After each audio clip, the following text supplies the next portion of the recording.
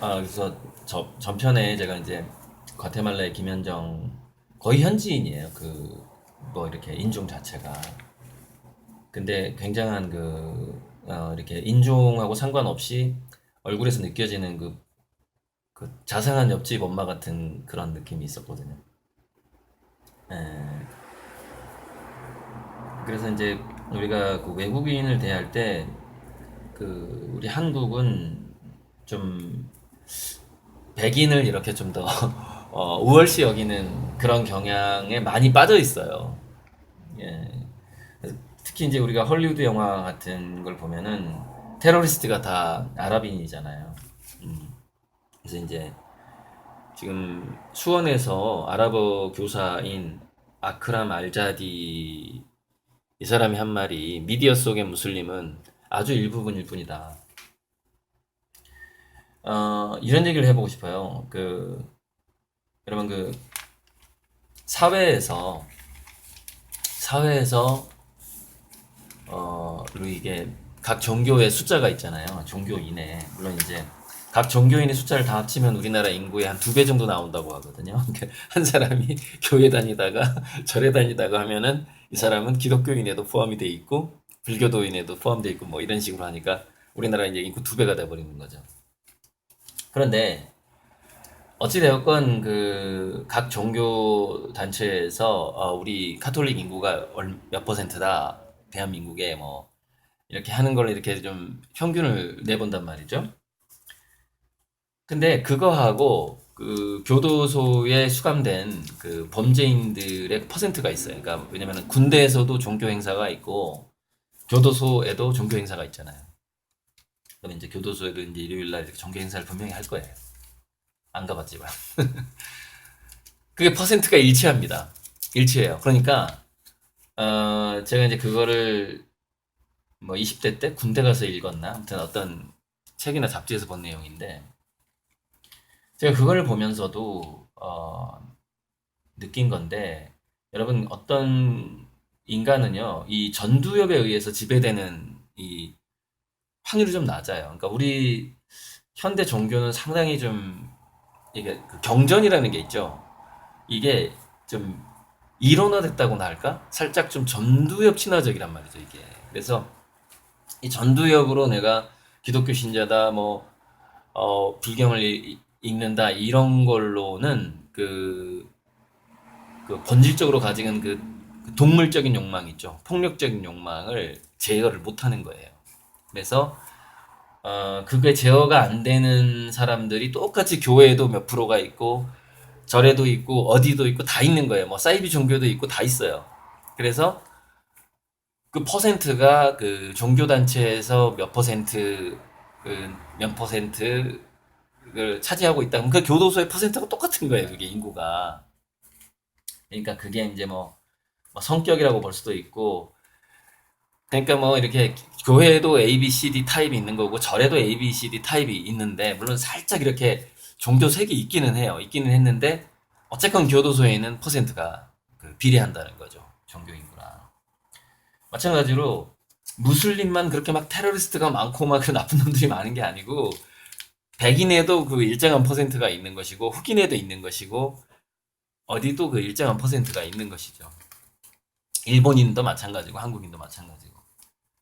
그러니까 그런 식으로 우리는 어떤 집단화의 오류에 빠지는 것을 좀 경계해야 될 필요가 있다. 인간은 어, 그런 측면에서 좀 겸손할 필요가 있다. 자기가 어떤 종교를 믿는다고 또 자기가 뭐 참선을 한다고 뭘 한다고 그렇게 자기 자신을 이렇게 좀 이렇게 특별하게 생각 안 하는 게 전 더 맞다고 봐요. 왜냐면 자기도 어떤 상황이 닥치게 되면은 범죄를 할 수가 있거든요.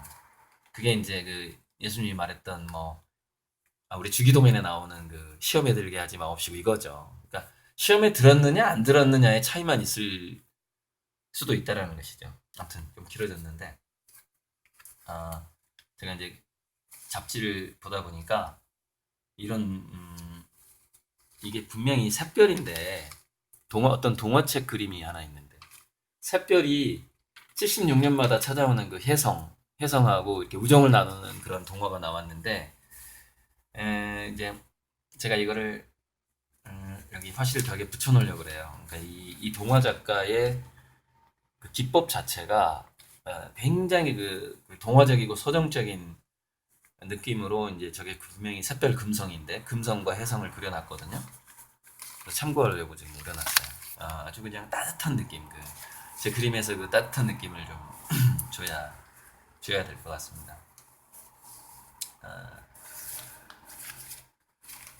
딴 얘기 하나 더 해보자면은 이제 이 양반이 미국의 록 밴드의 전 잘 몰라요.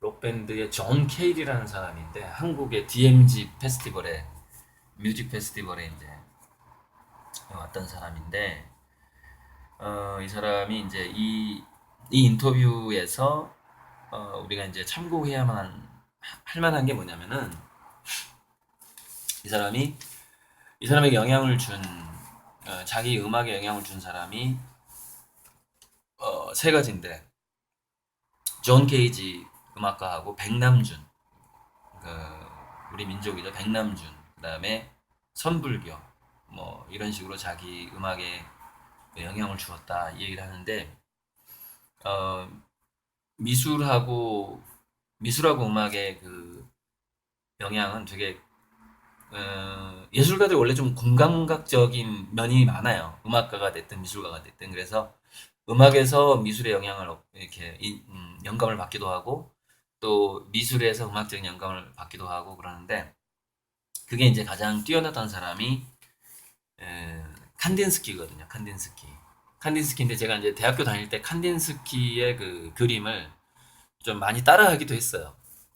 사람마다 이제 미술대학 다닐 때 자기가 이제 뭔가 이렇게 영감을 주는 그런 그 유명한 예술가들이 있잖아요. 근데 저는 음악도 좋아하고 미술도 좋아했기 때문에 그 칸딘스키의 굉장히 즉흥적인 마치 그 추상적인 악보를 보는 듯한 화면 그거를 따라서 이렇게 제 작품에 응용했던 그런 기억이 나거든요. 그래서 지금 제 그림에서는 그 칸딘스키 느낌이 안 나고 있는데 이번 개인전 때는 별꽃바다를 그리면서 칸딘스키 그림을 다시 한번 보고 그 제 대학교 때 그 감성을 한번 다시 일으켜보고 싶다 하는 생각이 들어요. 어, 뭐 베르나르 베르베르 이야기가 있는데 이 친구가 요즘에 이제 다음 주제가 환생에 대해서 소설을 쓸 생각이고 한국에 와서 한국인 무당들 인터뷰할 거라는 그런 이야기가 지금 있네요. 죽음, 환생 이런 거에 대해서 개미를 썼던 작가 아시죠? 베르나르 베르. 저도 개미 한 권만 봤던 것 같아. 그 개미 시리즈가 여러 개가 있는데 저는 소설은 지루해가지고 못 보겠더라고요. 너무 좀 주저리 뭐 그런 느낌이 있어가지고 6월달 신문에 우리가 채용을 할 때 출신지나 부모의 직업이나 뭐 키라든가 뭐 재산이라든가 이런 거를 물어보거나 하면은 최대 500만 원의 과태료 그게 신고가 됐을 때 과태료를 물게 된다. 그러니까 점점점 그 어떤 그 개인만 보는 그 개인의 영혼, 개인의 능력만 보는 방식으로 지금 전 세상이 좋아지고 있다. 이렇게 보고요. 그다음에 이제 직장 내 괴롭힘 금지법 이런 것도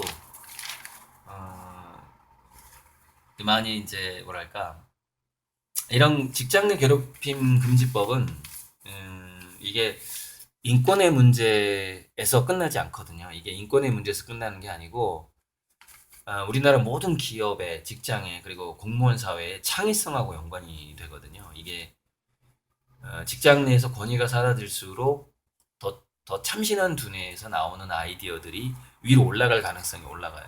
더 높아지거든요. 그 말콤 글래드웰 책에서 괌에서 칼기가 떨어졌을 때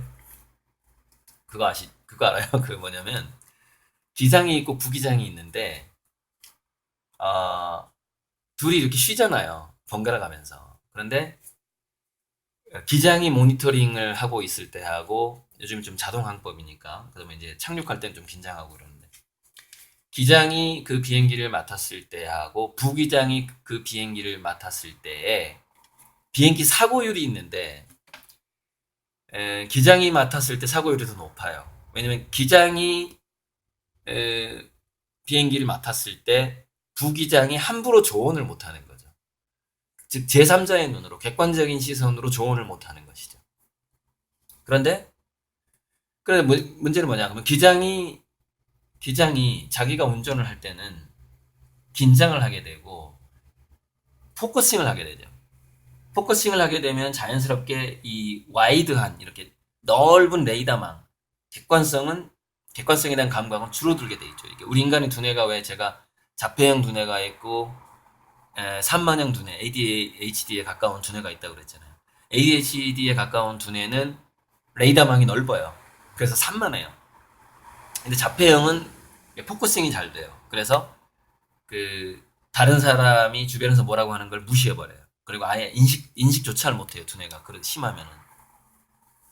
그러니까 인간은 자기가 어떤 업무에 들어갈 때 자폐형이 된단 말이죠. 그러니까 저도 제가 그림을 그릴 때 그림을 전혀 전공하지 않은 사람들의 조언을 되게 많이 이렇게 포용적으로 받아들이거든요. 왜냐면 저는 전공자이기 때문에 내가 그림에 대해서 자폐형이 돼 있을 가능성이 높다는 것이죠. 어쨌건 기장 부기장 이야기를 결론 짓자면은 그런데 부기장이 비행기를 맡았을 때에는 더 경험이 많은 기장이 이제 레이더형 두뇌로 바뀌어 있는 객관적인 두뇌가 되어 있는 거예요. 근데 경험도 많고 조언도 쉽게 할 수 있어요. 왜냐면은 자기 아랫사람이니까. 그래서 더 객관적인 시각이 되면서 비행기 사고율이 떨어지는 거예요.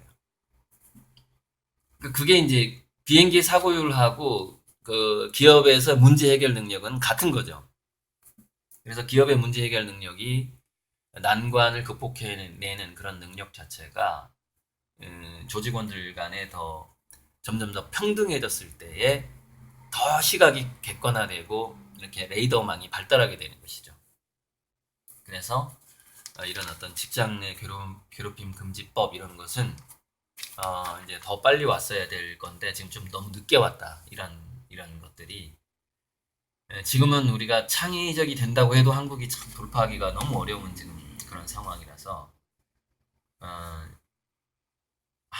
원래 법 개정은요 한 10년 20년 늦어요. 10년 20년 먼저 와야 되는데 10년 20년 항상 늦어.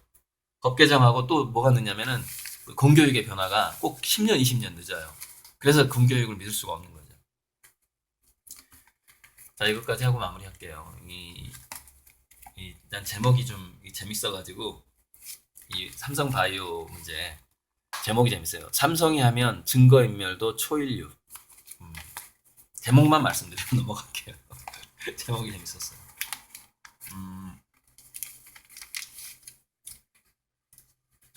시사인 잡지에서 지금 우리 우리 군대 내 성소수자 문제가 국제 엠네스티로 갔는데 여기에 대해서는 이렇다 저렇다 말하면 또 제 NT가 생길 수도 있고 하니까 이 말만 좀 해드리고 싶어요. 그리스 우리가 스파르타 300이라는 영화도 보고 했었지만 알렉산더라는 영화하고 알렉산더라는 영화에 좀 나오는데 그리스의 전투력이 그 당시에 남자들 사이에 어떤 연인 관계나 동성애죠. 따지자면은 남자들 사이에 연인 관계나 친구 관계 우정을 뛰어넘는 어떤 그런 것들이 당시 군대 내에서 허용이 됐다고 합니다. 허용이 됐고 이제 굉장히 막 군대 내에 자기가 사랑하는 사람이 있는 거죠. 그런데 그게 실질적으로 전투에 들어갔을 때는 굉장한 전투력에 도움이 됐다는 거예요. 그게 왜냐면은 그 전우애를 뛰어넘는 뛰어넘는 그 감정이기 때문에 그 자기 전우를 지키고 또는 복수하고 하는 그게 완전히 여러분 사랑의 힘만큼 큰 게 없잖아요. 그래서 그 어떤 뭔가를 사랑해야만 또 용기가 나오거든요. 사랑 왜 여자는 평범한데 엄마는 강하단 말이 그게 뭐예요? 사랑하는 존재가 생겼기 때문에 용기가 나오는 거거든요. 바로 그런 면이 그리스 아, 그리스 군대 그 당시의 강군에 굉장히 영향을 줬다라는 그런 이야기가 있는데 그래서 이제 그 우리 우리 군대에서 군대 내 성소수자 문제가 뭐 군 기강을 해이하게 하고 전투력을 떨어뜨리고 뭐 그렇게 얘기하는 게 있는데 어 제가 그리스 그 군대 얘기를 하는 이유가 뭐냐면은 제3의 길이 분명히 있을 거라는 거예요. 이걸 해결하는 그 사람들을 처벌하고 그렇게 하는 게 아니라 반드시 돌파구가 있단 말이죠. 대안이 있단 말이죠. 대안을 찾아봐야 된다라는 거예요. 지금 뭐 감옥에 보내고 처벌하고 손가락질하고 왕따 시키고 지금 그럴 문제는 아니다. 그런 얘기를 하고 싶은 것이죠. 아, 마무리로 제가 이 클로드 몬의 그림을 얘기하면서 요즘에 제가 조금 살짝 어려워진 이유가 있어요. 재료비도 많이 나가지만 뭐가 좀 그러고 있냐면 12년 전에 저를 도와준 친구는 그 당시에 약 3천만 원을 도와준 친구는 12년 동안 기다리고 있어요. 기다리고 있고 제가 그거를 너가 도와준 거에 3배 이상 갚겠다라고 얘기를 했거든요. 그걸 믿고 지금 기다리고 있고 근데 그 친구는 내가 그것을 기부함으로써 갚기를 바래요. 자기한테 현찰로 주는 게 아니라 그 친구도 복지재단을 가지고 있어요. 그래서 걔가 해외에 그 친구가 해외에 지원하는 아이들이 100명이 넘어요. 그러니까 뭐 얼마야? 1인당 보통 3만 원, 6만 원씩 지원하니까 매달 몇백만 원씩 그 해외에 이렇게 돈을 보내는 친구인데 그 일부에 일부. 그 친구가 매달 기부하는 돈의 일부가 몇백만 원이에요. 그 친구는 제가 성공해서 그 1억 정도를 자기 가 이렇게 기부하는 복지재단에 넣기를 기다리고 있는 거죠. 저를 이제 그 후원을 하고. 그런데 3년 전부터 저를 후원했던 사람들은 약간 성격이 틀려요. 왜냐면 그 3년 전에 저를 후원했던 사람들은 평범한 직장인들이에요. 그래서 매달 10만 원씩 저를 이렇게 후원하기로 했는데 약 11명 중에서 5명만 완부를 했고 5명, 11명이면 한 6명 정도는 중간에 후원을 중단했어요. 그 중에는 자동이체를 까먹은 사람도 있고요. 그 다음에 또 자기가 형편이 힘들어서 10달 넣다가 그만두고 20개월 넣다가 그만두고 이런 사람도 있어요. 근데 저는 작년 한 1년간 되게 힘들었던 게 그 약속된 금액이 110만 원이잖아요. 매달 들어오기로 한 돈이. 근데 이게 계속해서 1년, 2년 지날수록 110만 원이 80만 원, 70만 원, 60만 원, 50만 원으로 줄어드는 거예요. 와. 그러니까 이게 뭐냐면은 제 생활 패턴은 110만 원이 들어오는 거에 맞춰져 있거든요. 근데 갑자기 5, 60만 원이 펑크가 나니까 휴대폰비도 못 내고 그랬어요. 그러니까 정말 힘들었는데 그러니까 후원을 하겠다고 해놓고 이게 돈이 안 들어와 버리니까 그분들한테 말을 못 하는 거예요. 고마운 사람한테 어떻게 이런 말을 해요. 그러니까 서로 아무도 몰라요. 누가 돈을 안 내는지 몰라요. 내가 말할 수가 없으니까. 근데 저는 그 5, 60만 원이 그 후원금이 줄어들어갈 때 굉장히 힘들었어요. 그런데 이제 제가 그랬어요. 3년 후에 어, 그분들한테 약속을 했어요. 저한테 주신 돈의 2배를 현금으로 드리거나 또는 3배 같이 3배를 곱하기 3을 해서 그만큼의 그림을 드리겠다라고 약속을 했는데 제가 이제 그림이 너무 많이 밀려버렸죠. 그래서 어떻게 하면 이 그림을 지금 최근에 산 사람한테 드릴 수 있을까를 생각을 하다가 그 현금으로 받거나 또는 그림으로 받거나의 그 선택권이 그분들한테 있는데 제가 결단을 내린 거죠. 36개월을 후원을 약속을 지키지 않은 사람한테는 그림을 못 드리겠습니다라고 약속을 한 거예요. 왜냐면 지금 그림이 갈 데가 너무 많으니까. 그래서 결국 한 6, 7명은 현금 2배를 줘야 되는 상황이 된 거죠. 3년이 지났으니까. 근데 그 현금 두 배가 장난이 아니에요. 거의 한 3천만 원 돈이에요. 그분들 그 2배를. 근데 그분들이 후원 약속을 못 지키고 중간에 중단했기 때문에 실은 원금만 줘도 땡큐 할 분들이에요. 그런데 이런 거예요. 저 같은 제 스타일은 상대방이 처음에 호의를 가지고 시작을 했고 중간에 어려워져서 그만뒀는데 내가 했던 약속은 지키고 싶은 거예요. 그러니까 그분이 11달 돈을 냈으면 원금이 110만 원인데 220만 원을 드리고 싶은 거죠. 내 약속은 지키고 나가자. 상대방의 약속은 지키지 않더라도. 그래서 제가 지금 그 약속을 지키고 있거든요. 그러니까 재료비만 들어가는 게 아니고 3년 전부터 저를 매달 10만 원씩 후원했던 사람들이 중에서 36개월 채우지 않은 사람을 현금 2배씩을 주고 있는 거예요. 그러니까 이게 이제 최근에 제가 결정 내린 거예요. 그렇게 하고 그림을 더 확보하는 게 훨씬 나한테는 더 유리하구나. 이제 그거를 지금 상황에선 그런 상황이 돼버렸기 때문에 현금 2배보다 제 그림이 더 귀해진 상황이 돼버린 거죠. 그 그림을 원하는 사람들이 지금 이렇게 줄 서 있기 때문에 그러다 보니까 그것도 그 돈을 지금 꺼나가야 되는 그 상황이거든요. 그러니까 그런데 주변 사람들이 이래요. 야 그냥 약속도 안 지킨 사람인데 원금만 주고 끝내야지 뭘 2배씩이나 주냐 이러는데 어, 그거는 뭐냐면요. 제가 한번 제가 얘기했던 약속을 당신이 조건이 이렇게 나왔기 때문에 나도 내 조건을 이 정도로 좀 완화시켜서 원금만 주겠다. 이거는 작은 문제가 아니에요. 작은 문제가 아니에요. 왜냐면은 그런 것들은 뭐냐면요.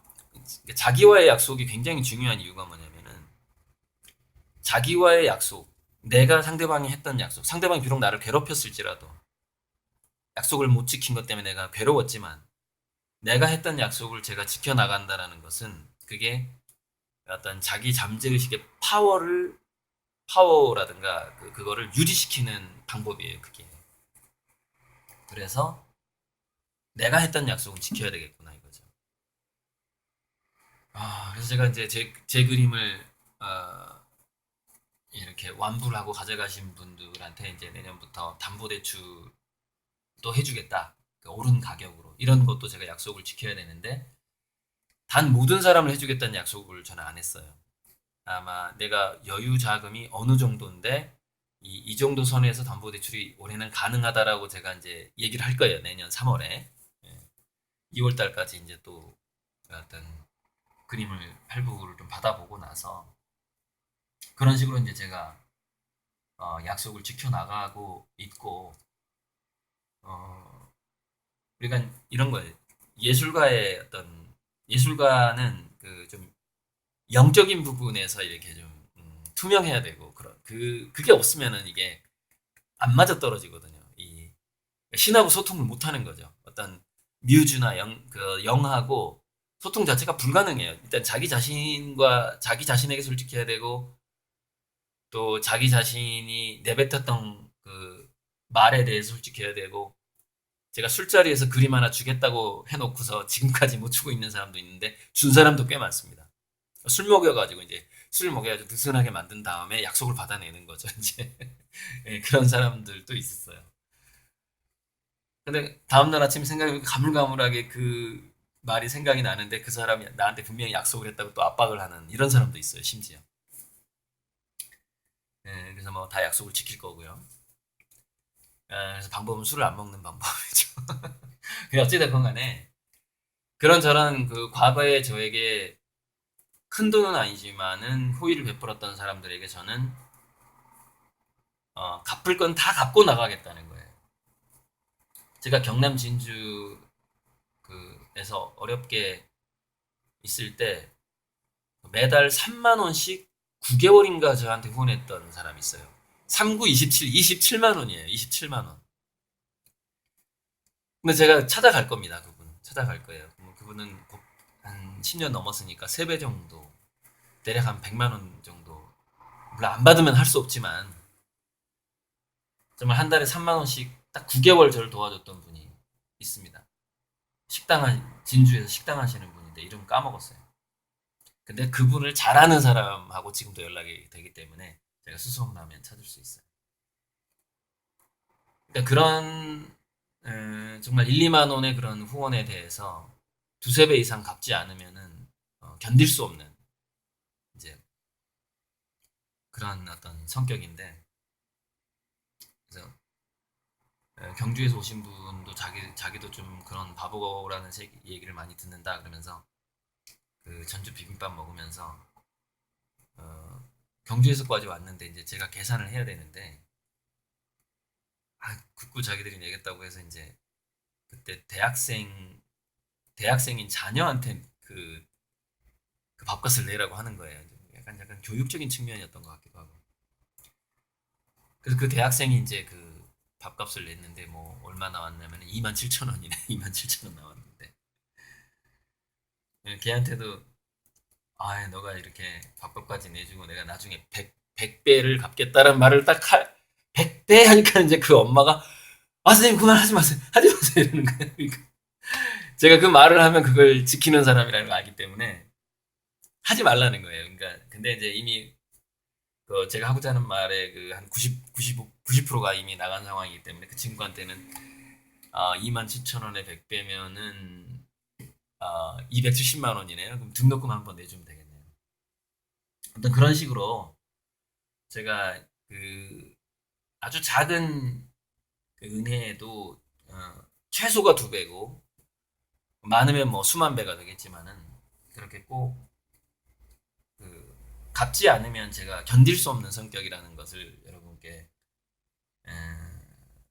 말씀을 드리는 바이고, 이번 10월달 개인전이, 그러니까 이게 지금 제가 후반부에 이 얘기를 하는 이유는요, 신문 비전 이야기만 듣고 중지할 사람 중지하라는 것이고요, 끝까지 들을 사람 들으라는 것이죠. 아무튼 이번 개인전 10월달 개인전이 어떻게 된 거냐면 그것도 마찬가지예요. 또 상당히 살짝 좀 약간 짜증나는 면이 있는데 3년 전부터 이제 매달 250만 원씩 후원해 주겠다는 어떤 분이 있었어요. 물론 도움이 됐어요. 도움이 됐는데 그분이랑 계약서를 쓸 때 계약서 상에서는 안 나오지만 어느 정도 지속적인 후원, 즉 1년으로 끝나는 게 아니라 1년, 2년, 3년 이렇게 지속적인 후원에 대한 약속이 있었어요. 근데 그걸 믿으면 안 되겠지만, 그런데 그분 회사가 10개월 만에 잘못돼가지고 딱 10개월만 후원하고 후원이 중단돼 버린 거예요. 근데 문제는 뭐였냐면은 그 후원 기간이 2017년에 제가 전시 기간하고 제가 일정을 맞췄다는 거예요. 그래서 넓은 화실도 얻었고 월세도 나가는 상황이었고, 그러면은 결정적으로 전시 오프닝 2달 전에 후원이 끊어져 버린 거예요. 개인전은요, 전 10월달 개인전이잖아요. 제가 8, 9월달에 거의 그림을 다 그리거든요. 그 화가들이 임박해서 물감값도 많이 쓰고 그림을 왕창 그려요. 막 밤새 그리기도 하고. 정말 돈이 꼭 필요할 때 후원이 끊어져 버린 거예요. 그분도. 제가 이 얘기 그분한테 안 했어요. 그게 얼마나 힘든 일이었는지.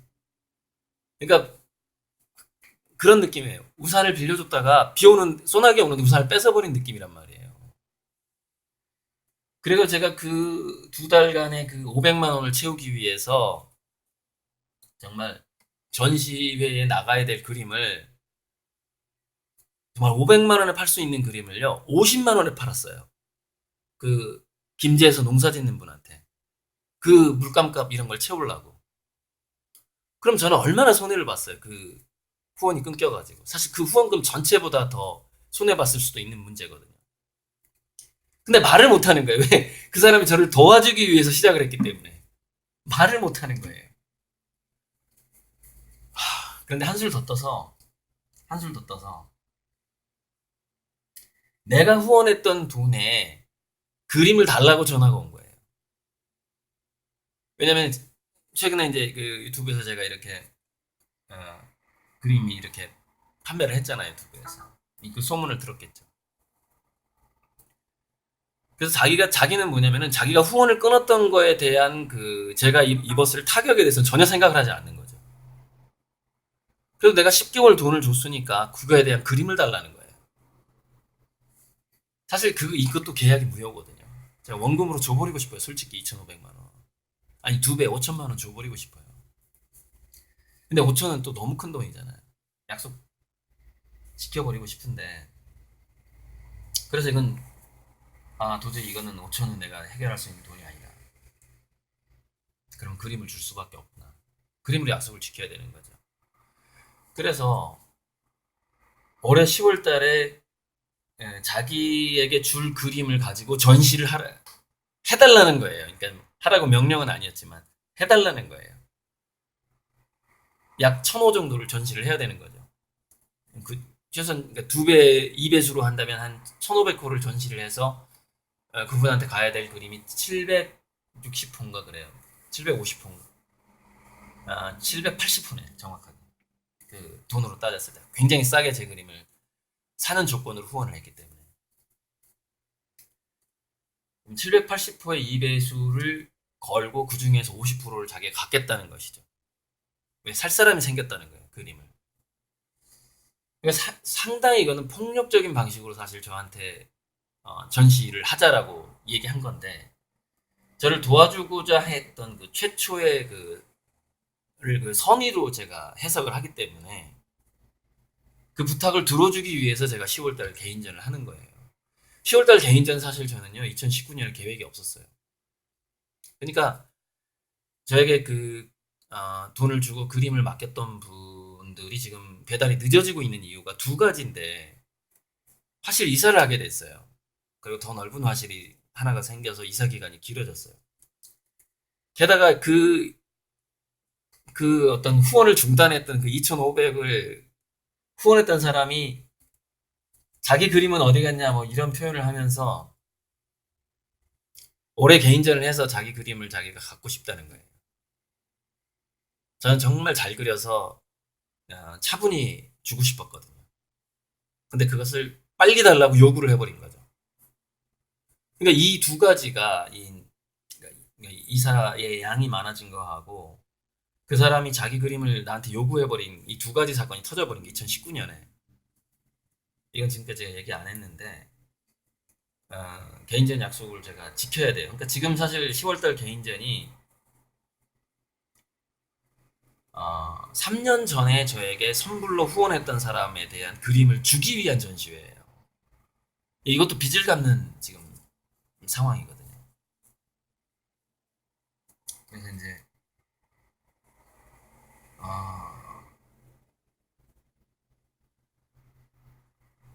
이런 얘기를 하고 싶어요. 과거에 화가들을 후원했던 사람들은 굉장한 부자들이었고 돈 걱정이 없는 사람들이었어요. 그러니까 이런 일이 안 터졌죠. 저는 이제 이 크라우드 펀딩을 하다 보니까 뭐 이렇게 돈 30만 원 내고 2배 받아간 사람도 있고 후원을 하다가 중단해서 저를 곤란하게 만들어 놓고 막 그림을 막 저는 더 싸게 팔아서 물감값을 되게 만들어 놓은 다음에 내 그림 어디 갔냐 그러면서 그림을 달라고 하는 사람도 있고 이래요.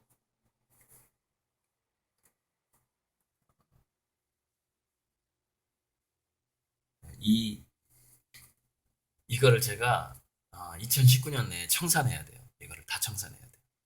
그 복지재단에 1억을 기부하라는 친구는 잘 기다리고 있어요. 걔는 독촉하지도 않아요. 그거는 뭐 천천히 형편이 됐을 때 제가 또 기부하면 되는 건데, 그 3년 전 후원자들이 문제죠. 저는 제 마음의 빚을 안고 2020년으로 넘어가고 싶지도 않고,